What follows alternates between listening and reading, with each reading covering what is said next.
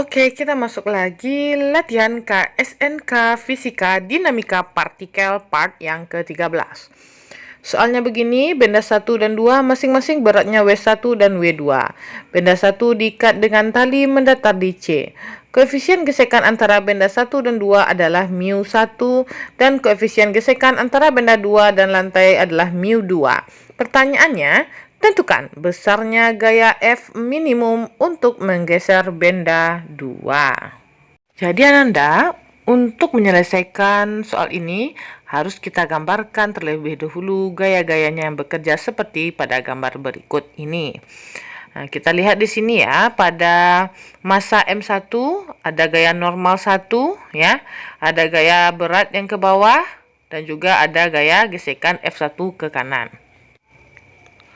Setelah itu, pada massa M2 juga begitu ya, ada N2, di sini juga ada W2, dan juga ada gaya normal massa 1 terhadap massa 2 ke bawah ya.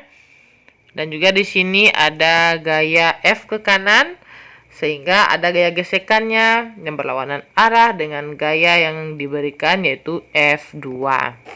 Setelah kita uraikan gaya-gaya yang bekerja pada kedua benda, baru kita tinjau gaya-gaya yang bekerja pada sumbu X dan juga pada sumbu Y.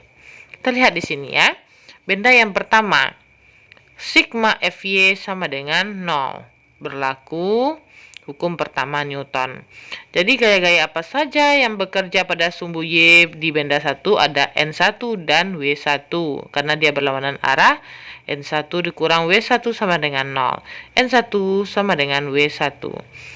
Dan gaya gesekannya yaitu F1 sama dengan μ1 dikali N1. Kita substitusikan N1-nya menjadi W1. Setelah benda yang pertama, lalu kita tinjau lagi benda yang kedua. Sama juga dengan benda yang pertama yaitu sigma Fy sama dengan 0. Gaya-gaya apa saja yang bekerja pada sumbu Y di benda yang kedua? Yaitu ada di sini ya, ada N1, ada N2, ya, ada W2. Nah, bisa kita lihat di sini ya. W2-nya ke bawah, N1 ke bawah dan N2 ke atas ya. Jadi nanti ada yang positif dan juga ada yang negatif. Nah, kita buat di sini yang positif yaitu N2 ya. N2 yang positif karena arahnya ke atas, N1 nanti negatif dan juga W2 negatif. Maka kita dapatkan persamaan kita untuk benda yang kedua, sigma Fy sama dengan 0, N2 dikurang N1 dikurang W2. N1-nya bisa kita substitusikan menjadi W1, gaya berat yang pertama. Maka persamaannya menjadi N2 dikurang W1 ditambah W2 sama dengan 0. Kita pindah luaskan ya. Kita mau mencari nilai N2, gaya normal yang benda yang kedua. N2 sama dengan W1 ditambah W2. Lalu kita cari juga ya gaya gesekan yang terjadi pada massa yang kedua dengan lantai, yaitu F2 sama dengan μ2 ya dikali N2.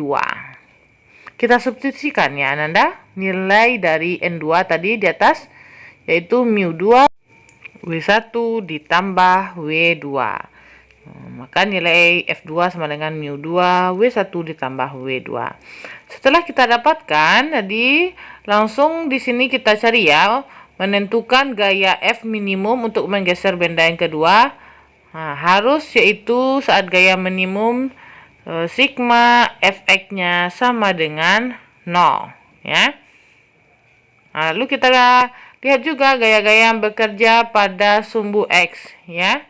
Di sini kita lihat pada massa yang kedua, pada sumbu X-nya untuk massa yang kedua, karena F yang kita cari di massa yang kedua, maka F kita misalkan positif, berlawanan arah dengan F1 dengan F2.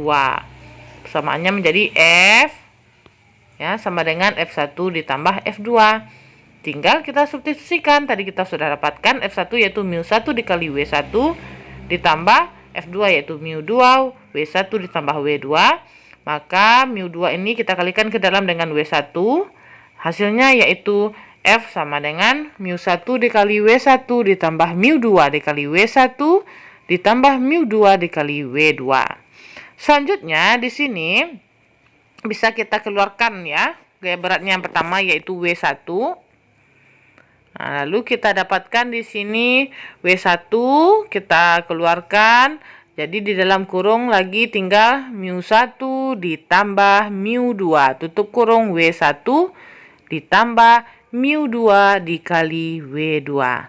Oke Ananda, inilah besar gaya F minimum untuk menggeser benda yang kedua.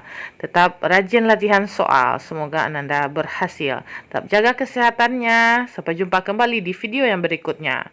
Wassalamualaikum warahmatullahi wabarakatuh.